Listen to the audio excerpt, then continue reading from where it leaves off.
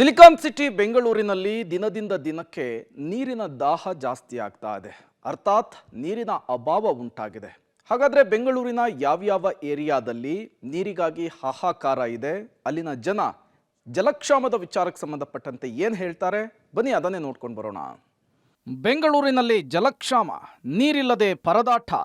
Please ಕುಡಿಯಲು ನೀರು ಕೊಡಿ, ಅಧಿಕಾರಿಗಳಿಗೆ ಜನರ ಮನವಿ. ಖಾಲಿ ಕೊಡ ಹಿಡಿದು ಸರ್ಕಾರದ ವಿರುದ್ಧ ಜನಾಕ್ರೋಶ. ಜಗತ್ತಿನ ಗಮನ ಸೆಳೆದ ಬೆಂಗಳೂರಿನಲ್ಲಿ ಕಂಡು ಕೇಳರಿಯದ ಜಲಕ್ಷಾಮ ಉಂಟಾಗಿದೆ. ರಾಜಧಾನಿಯಲ್ಲಿ ಕುಡಿಯುವ ನೀರಿಗಾಗಿ ಜನ ಪರಿತಪಿಸ್ತಾ ಇದ್ದಾರೆ. ಕಾವೇರಿ ನೀರು ಸಿಗದೆ ಜನ ಕಂಗಾಲಾಗಿದ್ದು, ಕುಡಿಯೋ ನೀರು ಕೊಡಿ ಸ್ವಾಮಿ ಅಂತ ಹೇಳಿ ಜಲಮಂಡಳಿ ಬಿಬಿಎಂಪಿ ಅಧಿಕಾರಿಗಳಿಗೆ ದೂರನ್ನ ಕೊಡ್ತಿದ್ದಾರೆ. ದುಬಾರಿ ಹಣ ಕೊಟ್ಟು ಟ್ಯಾಂಕರ್ಗಳ ಮೂಲಕ ನೀರನ್ನ ಖರೀದಿಸ್ತಿದ್ದಾರೆ.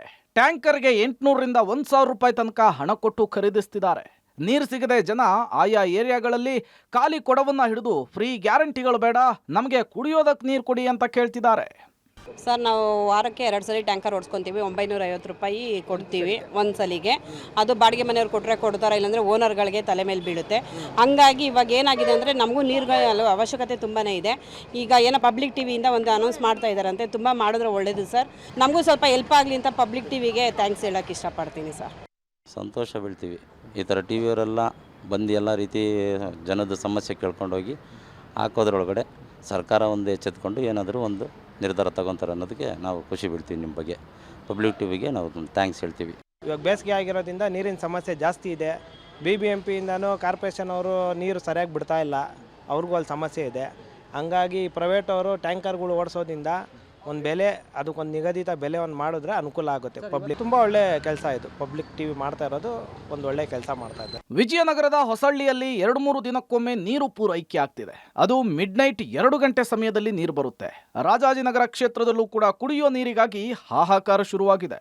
ಶುದ್ಧ ಕುಡಿಯುವ ನೀರಿನ ಘಟಕಗಳಲ್ಲೂ ಕೂಡ ನೀರಿನ ಪ್ರಮಾಣ ಇಳಿಕೆ ಆಗ್ತಾ ಇದೆ.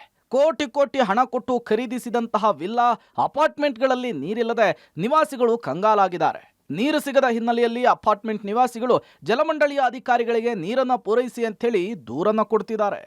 ತಮಗೆಲ್ಲರಿಗೂ ತಿಳಿದಂಗೆ ಈ ಸಲ ಸಮ್ಮರ್ ತುಂಬ ಸಿವಿಯರ್ ಆಗಿದೆ. ನೀರಿನ ತುಂಬ ಸಮಸ್ಯೆ ಇದೆ. ಸೊ ಇಲ್ಲಿ ಬೆಂಗಳೂರು ನಾರ್ತ್, ಬೆಂಗಳೂರು ಈಸ್ಟ್ ಅಪಾರ್ಟ್ಮೆಂಟಲ್ಲಿ ತುಂಬಾ ಸಮಸ್ಯೆ ಆಗಿದೆ ಈ ಸಲ. ಹೋದ ವರ್ಷಕ್ಕಿಂತ ನೀರಿನ ಸಪ್ಲೈ ಆಫ್ ವಾಟರ್ ಇರ್ಬೋದು, ವಾಟರ್ ಟ್ಯಾಂಕರ್ಸ್ ತುಂಬ ಮಾಫಿ ಆಗಿದೆ. ಪ್ಲಸ್ ಬೆಂಗಳೂರು ಅಪಾರ್ಟ್ಮೆಂಟ್ ಫೆಡರೇಷನಿಂದ ನಾವು ಒಂದು ಸರ್ಕ್ಯುಲರ್ ಹೊರಡಿಸಿದ್ದೀವಿ. ನೀವು ನಿಮ್ಮ ರೆಸಿಡೆನ್ಸಿಗೆ ಈ ಥರ ಆದಷ್ಟು ಲಿಮಿಟಲ್ಲಿ ಇದನ್ನು ನೀರನ್ನು ಬಳಕೆ ಮಾಡೋಕ್ಕೆ. ಬೇಸಿಗೆ ಆರಂಭದಲ್ಲಿಯೇ ಬೆಂಗಳೂರಿಗೆ ಬರದ ಭೀತಿ ಎದುರಾಗಿದೆ. ಬೋರ್ವೆಲ್ಗಳು ಬತ್ತಿ ಹೋಗ್ತಾ ಇದೆ. ಶುದ್ಧ ಕುಡಿಯುವ ನೀರಿನ ಘಟಕಗಳು ಕೆಟ್ಟು ನಿಂತಿದೆ. ನೀರಿನ ದಾಹಕ್ಕೆ ಜನ ಬೇಸತ್ತು ಹೋಗಿದ್ದು, ಜಲಕ್ಷಾಮವನ್ನು ಸರ್ಕಾರ ಹೇಗೆ ಬಗೆಹರಿಸುತ್ತೆ ಅನ್ನೋದನ್ನ ಕಾದ್ ನೋಡಬೇಕಿದೆ. Prakash, public TV, Bengaluru.